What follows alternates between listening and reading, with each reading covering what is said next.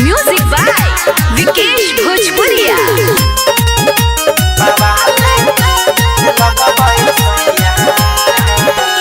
Powder Crimea लगाई ले लो, अखिया में काजर सजाई ले लो। पाउडर क्रीमिया लगाई ले लो, अखिया में काजर सजाई ले लो। ऐसे चमकी ना रूप के ललहिया,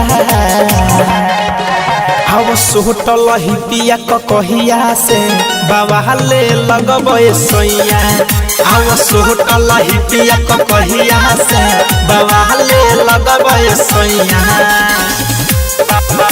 बाबा ले लगबे सैया सैया।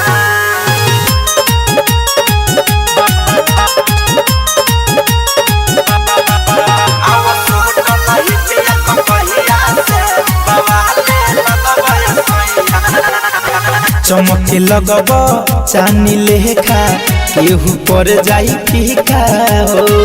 आवहेने सट पजरिया कदी काला एगो टीका हो।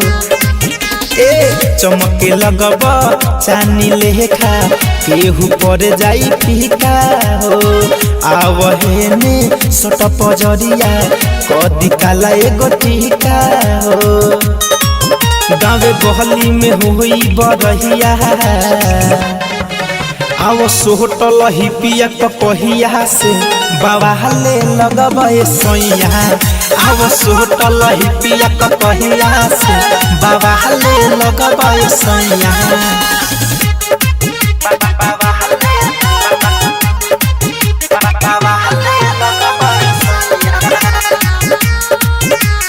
म्यूजिक बाय विकेश भोजपुरिया।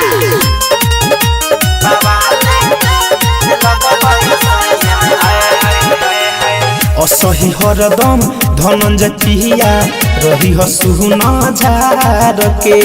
मिठू मिसाइल के जैसे तोहरो दीपवा रखम सवार के। असही हरदम धनंजय पिया रही सुना झार के। मिठू मिसाइल के जैसे तोहरो दीपवा रखम सवार के। जाई देखिला जाई पर छहिया, आव सोटल ही पिया कहिया से बाबा ले लगबे सैया। आव सोटल ही पिया कहिया से बाबा ले लगबे सैया। पाउडर क्रीमिया लगाई ले लो, अखिया में काजर सजाई ले लो। ऐसे चमकी ना रूप के ललहिया,